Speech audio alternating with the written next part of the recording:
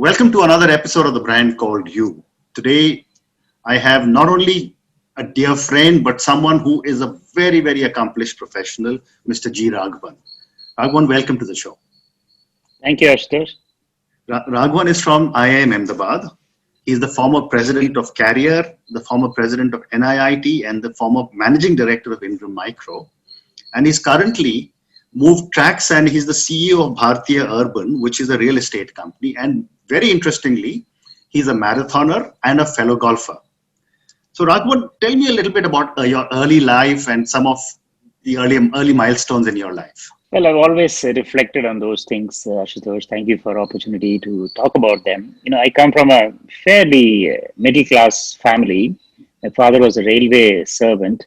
My mother was a housewife. All of fifth grade passed my mother, and my father went to job when he just finished 10th standard in just 5 years of schooling. And everything that he did was completely self-made all the way to graduation and things like that.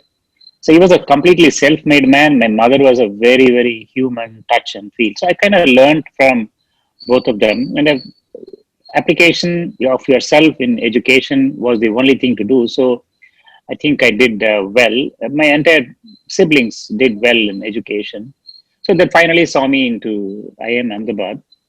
Now, fast tracking to a career, I think one of the things that I always wanted to do was to be out in the field. Mhm. I'm not a headquarters chart preparing kind of guy.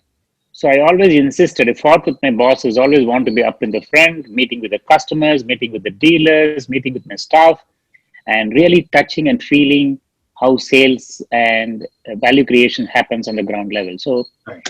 I would say that earlier, the challenges, if I have to look at it, the challenges were how do you apply what you have learned? How do you apply the rigor of the concepts in an environment where you're surrounded by seniors who have grown up the ranks without really ticking them off? Mhm. So it calls for a fine balance of being true to yourself as to what you have learned, at the same time getting things done. So these are kind of the challenges that one Very faces. interesting. So let's move to your journey in air conditioning with Carrier. That's when I first met you, and I still use the Toshiba air conditioners that you asked me to install. So you can see how loyal I am. But when you started off in Carrier, air conditioners were a luxury. Today, they've become a necessity. How have you seen the air conditioning market evolve and change over the years? Actually, Ashutosh, the air conditioning has always been a necessity, except that people were not able to express their necessity into real purchase. The real switch happened in the Indian industry when the government, at one point of time, stopped looking at air conditioning as a sin product. Mhm. These words are common these days, but those days they implied it to be a sin or a luxury, Mhm. and then they taxed it very heavily. Mhm. I recollect that at some points of time, that about 60% of the 100 rupees paid by every customer was going straight to the government. And Right. this is even before taxes on the profits. Mhm. So when the government changed from a specific duty to an ad valorem duty Mhm. is when the real costs of air conditioning came down. And with the 1991 reforms, when the commerce, really took off and the industrial growth happened, along with that, the air conditioning industry grew. But in any case, nowhere near the international levels, that we know. So, policy interventions, availability of power, and overall cost becoming lesser multiple of an annual salary were causes when the air conditioning industry started growing.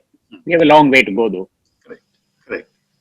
And when you look at China, for example, I mean, I remember when I was with ITC, we moved to Calcutta, and it used to be very, very hot, and all that we could afford was a cooler. Till I was about, I think, 28 or 29, and I was promoted, and I was entitled to a second-hand AC. And that was a big thing, but I couldn't afford to pay for the monthly bills of electricity because that was expensive. And yet, someone used to tell me, in fact, your former boss, Mr. Shubhrata Lahiri, used to tell me that when he used to go to China, every apartment had an AC. That was not the case here. What really drove the air conditioning market or the sale of air conditioners in some markets and not in others? I think China is a very, very interesting experience. You have a lot of experience in China yourself. basically the cost to a person's earnings Mm-hmm. were a very comfortable relationship, Mm. not an order of magnitude of multiples that you see even today in India. How were the costs kept low? Mm. Two things. One is scale. Mm. The scale of Chinese factories for anything is humongous, Correct. between a large and a humongous size. Mm. Second, productivity. Productivity today, I would even without batting an eyelid, I can say productivity in China of Chinese labor is probably three times that of any best run factories in India, Wow. I would say, Wow. right? So you're talking about that. So these two things are very, very critical to be able to manufacture in large scale with high Mm. productivity and low cost. It's also true that low cost was also supported by, cost of money, cost of investments, which the government in some form or the other, really helped out the industry. So the total cost of incidence of cost to the consumers were always low. Mm. So I think these, plus we should not forget that China started growing in economic terms much earlier than India Correct. ever did. So Correct. we should not forget that investment in infrastructure, investment in the industry Mm. led to a lot of growth, a lot of affluence. Mm. So people were able to reach out to using products like air conditioning or good cars and Mm. stuff like that. Very interesting. So, after career, you had an interesting stint with NIIT. Talk to me about that stint. Oh, that was an amazingly new experience for me. Mm. It was a B2C product as well as a B2G product, and it was education. Education delivery is a very important point. Unlike other products where you deliver, you transfer the title happens, and you're done with it. Mm. Education is a product that is getting delivered over a period of time, bit by bit, Mm. synchronous with the capacity of the learner to absorb. So it's Mm. a completely new game. I learned a lot of things in NIIT. I think the founders of NIIT, both Raji, Vijay, Raju, Mm. these are great men of phenomenal caliber and standing. Right. And they took me completely from a different industry, gave me the opportunity to run, and gave me a lot of free hand. Mm. So it was a very, very good experience. I think I did a few things which are significant there, Mm. both in terms of expansion of products, Mhm. expansion of the geographical market opportunities, and also towards the latter part, when the industry structures and the demand patterns changed, we also changed strategically the Mm. product offerings to customers. We went to segments where the market was growing Mm. and reduced the dependence on segments where the market was slowing down. Okay. And one of the last things I did in NIIT was also to take the courses into completely online. There are Mhm. many courses completely online, what we call as a cloud campus initiative, Mm. where we prepared the organization for being able to offer courses Mhm. online. Those days through satellite controlled remote classrooms. Yeah. Today we can just switch on a Zoom and we are Yeah. there. But all these functions were there 12 years back in NIIT when we offered these courses online. So Mm. very, very interesting tenure. I would say reasonably successful, phenomenal exposure to me. And I Mm. think I contributed to NIIT as well. Terrific. So let's move to your current role. I always marvel at how you've moved from a consumer durable like an air conditioner to education to Ingram Micro, which was, I think, a lot of electronic parts and Distribution, yeah. distribution, and now to real estate. So let's talk real estate. You've been in this role for almost 5, 6 years. You relocated from Gurgaon, moved to Bangalore. Over the last 6 years, how have you seen real estate change? I would say that real estate industry, first of all, I've been there nearly, it's coming up for 7 years, Ashutosh, 7 years? since I Wow. left your neighborhood in Gurgaon. Yeah, I know. So I think the real estate industry over the last 3, 4 years has been interrupted with a few developments. Hmm. The Real Estate Regulation Act, which is a phenomenal act for protecting consumer rights. Right. Then the GST was another impactful event in the life of every industry, but definitely for the real estate industry. Hmm. And third, of course, the demonetization, right? People always think that, real estate industry is known for black money, but I want to say that real estate industry has always been a destination Hmm. for cash. Hmm. It's not always been the perpetuator of cash. Correct. So people should really understand that Hmm. The criminals are not from the real estate industry. It's elsewhere. Right? Okay, I take On a your lighter point. note, that Knowing you, I know it cannot be true at all. There can be no Thank criminal as you. far as you're concerned. Thank you, Ashutosh. Very nice of you. So I think these things have been there. So the industry has been kind of adjusting. Every time something else comes in, has been adjusting. In the meanwhile, of course, the commercial real estate has been growing very well with the advent of lots of companies setting up their offices and back offices in the country. The commercial office market has been growing very well. Hmm. The individual residential market also has been growing, except in the last 2 3 years, both the economic factors leading to office and commercial establishments growth Hmm. has been a little bit subdued. Hmm. The residential market also has been subdued because of you know because of the same kind of pressures that apply in the commercial space. So it's been subdued. But the important point about the real estate industry is the residential market will never go away. Correct. All the reasons why people bought a home have not gone away. Hmm. Every year, so many young people are getting married, and 6 years, 8 years later, the same people are wanting to look at homes. So this is not going to go away. The fundamentals are not going away. It's just a matter of temporary ups and downs. The Okay. commercial one is a different ball game. Hmm. It all depends on the government policies and the economic development and how India is considered a more favorable destination Hmm. than competitors around the world. So it's this all going to determine how the industry is growing. So, Bhartiya Urban, the company that you lead now, is primarily in residential, isn't it? No, we are a completely mixed use development, Ashutosh. We do residences, we do office spaces in IT Park. Hmm. Then we have a retail mall which we'll be inaugurating in the next few months. Okay. We have a school that we have opened just this year, this academic year. Not a great time to open a school, but we did open a school. Okay. And we are also we are having a 5-star hotel, Leela Hotel. Okay. The second Leela Hotel in Bangalore is in Bhartiya city, which is Right. going to be inaugurated in the next few months. So it's a mixed use development. Okay. So tell me, my question to you is, you mentioned just now that a lot of young people are buying or looking at buying real in their own homes. I'm from a different age group, a different vintage. It used to be very, very difficult for people at my salary level to buy a home. So I used to aspire to buy a home, but I couldn't afford it. Today, I find young people can buy a home, but they prefer to rent. How do you, I'd love to get your thoughts on this. Sure, but before you say anything more, Hmm. Ashutosh, I've been to the watering hole in your house many times. The house that you have now, in your drawing room, we can have a soccer team practice. So, That is much congratulations. later in life. Yes.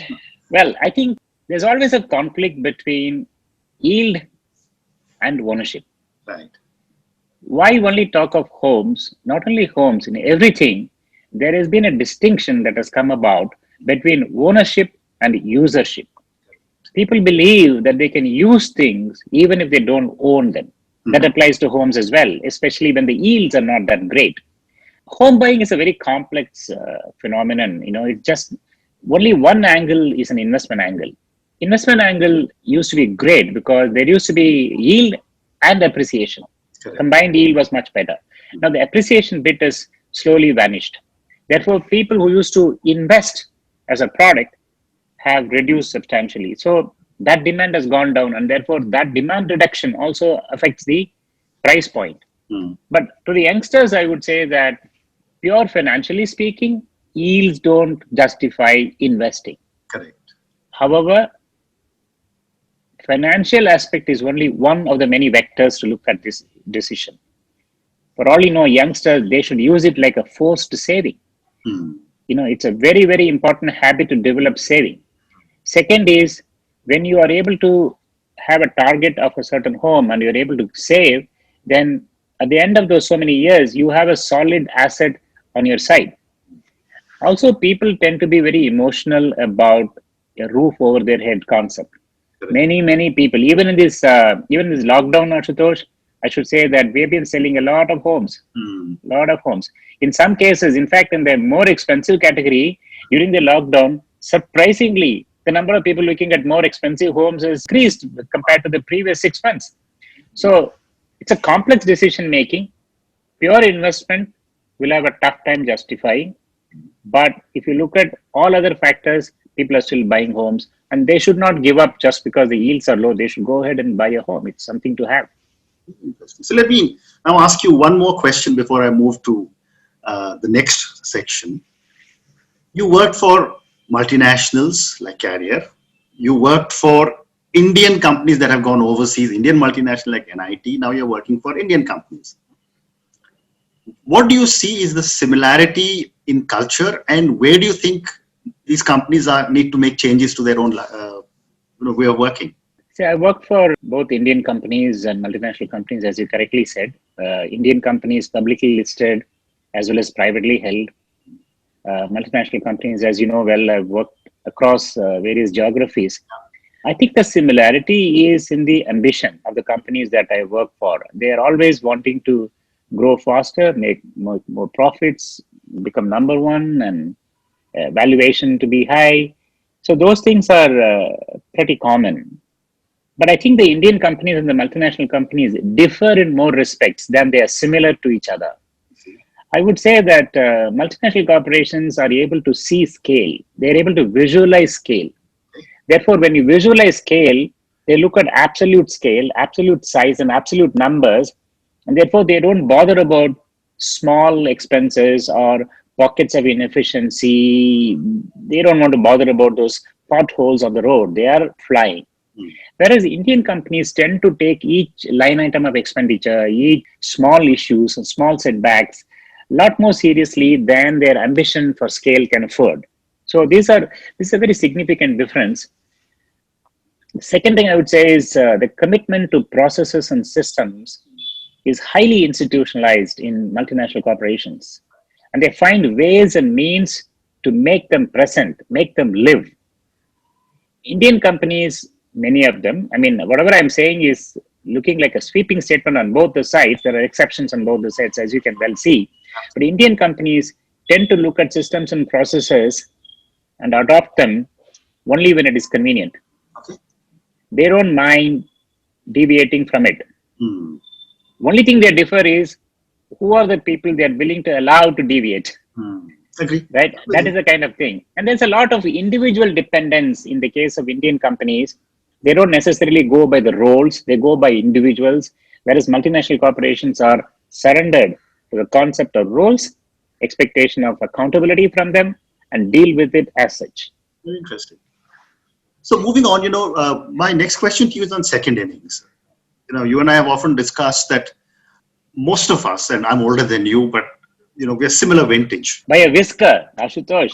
Don't By a try whisker. to make yourself. No, well, maybe my gray hair is more than yours. So. But the question I wanted to ask you was that most of us will end up spending almost 30-35 years post 60, which makes our working life almost equal to our post 60 life. Yet, I'm sure you have seen it, I've seen it with a lot of friends, nobody prepares for life after 60. You seem to have done it much better than a lot of others. What, in your opinion, is the time when one should start looking at the next stage of life? And what are you doing that is different? Well, this is very broad question, and I don't think I have all the answers, but I can share with you my frame of thinking. I think the preparation starts much earlier than the D date. Correct. It is only when you suddenly arrive at the D date and suddenly find that you need to be prepared, that is when people get into shocks. Life is very organic. It doesn't happen in clinical, cut and dried manner. Correct. So it's important to start thinking, number one. Number two, unlike when we started thinking about our careers many years ago, this is not about looking at life as a career, but looking at it as life. What would you enjoy doing? Who would you like to be working with? Because it's a very important matter. During our professional careers, Ashutosh, you know better than I do, we are put up with bosses whom we don't want to work for. We are put up with colleagues whom we don't want to work for. But when we go into this life, we have the choice. Yeah. We should really work with people and do things that we really like to do. The most important thing I find is that there are two things which are very important. One is that we should be very sharp in the value that we will give. It is about giving. It is about giving. Therefore, the value that we give is very, very critical. The second thing is we should learn to live without the trappings of a business card and the driver opening a door or everybody recognizing you or people inviting you for cocktails you have no intention to go to. It's internal. One has to feel comfortable with yourself Very that well. you are not the person who were propped up by those things, but you are yourself. The whole idea of brand called you that you're creating is about letting people know their own individual value. If you're able to realize that and act accordingly, the transition will be seamless. Very interesting. Very interesting. Well said. So I have time for a few personal questions for you now. Sure. My first question is, where do you draw your inspiration from? Actually, Ashutosh, I am a product of benevolence of so many people. Mhm. People who have given me opportunities and people who have taught me a hell of a lot. It's never a one block of a life. It's all lots of segments. At every stage, I have learned from somebody or the other.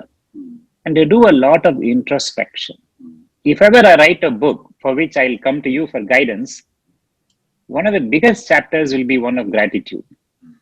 I am grateful and I have to be grateful for lots of people in my life. So my inspiration comes from observing what somebody whom I admire does and learn from them and try to do it in my own way. So it's been a lot of people, a lot of people. Wonderful.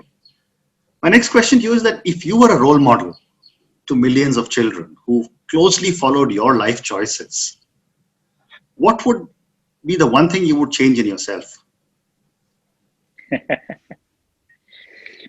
See, one of the things that I've always felt, Ashutosh, is I should have had a second life, Mhm. second life. What I mean thereby is nothing of the mischievous kind that people could think, but of the kind where work is work, you have to be busy with something else that is your passion. Correct. Study is study, but you've got to be doing something else. Now, that I really did not do enough. For example, I started running my marathons only 5.5 years back. I always wish, oh Jesus Christ, if I had started many years ago, so many places I have traveled, so many places I would have run and enjoyed. So I think people should always have something in addition to what constitutes their main day.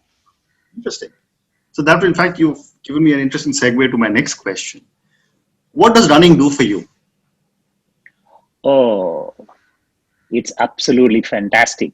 And it gives me a purpose to get up very early. I was never an early riser. Mhm. But now I don't mind jumping out of the bed at 5 or 4:30. Sometimes for marathons, I get up at 3:30. It gets you there. It makes you be responsible throughout the running period. It's not just about run day. Anything is like they say, when somebody wins a gold medal in a Olympics, that is only one instance, Mhm. but it is the life preceding that that has been very important. So for me, running makes me get up from bed.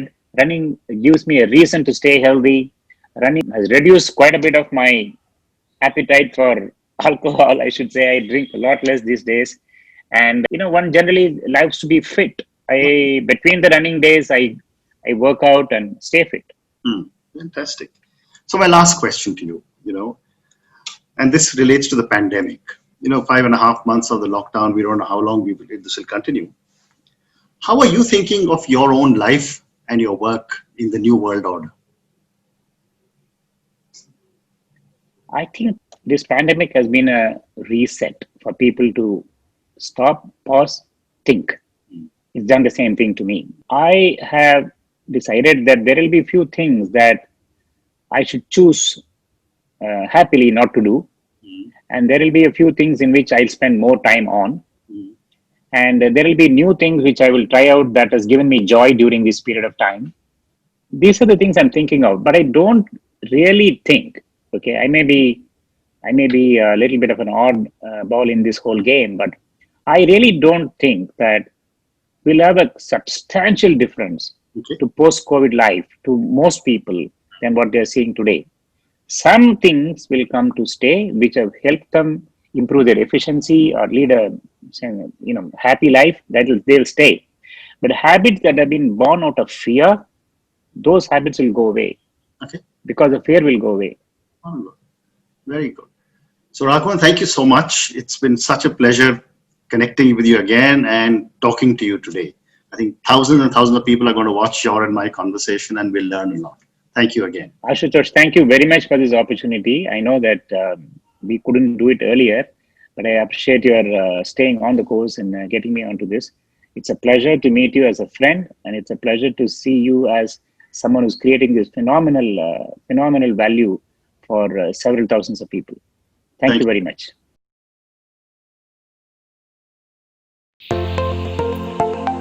Thank you for listening to the Brand Called You videocast and podcast, a platform that brings you knowledge, experience, and wisdom of hundreds of successful individuals from around the world. Do visit our website www.tbcy.in to watch and listen to the stories of many more individuals. You can also follow us on YouTube, Facebook, Instagram, and Twitter. Just search for the Brand Called You.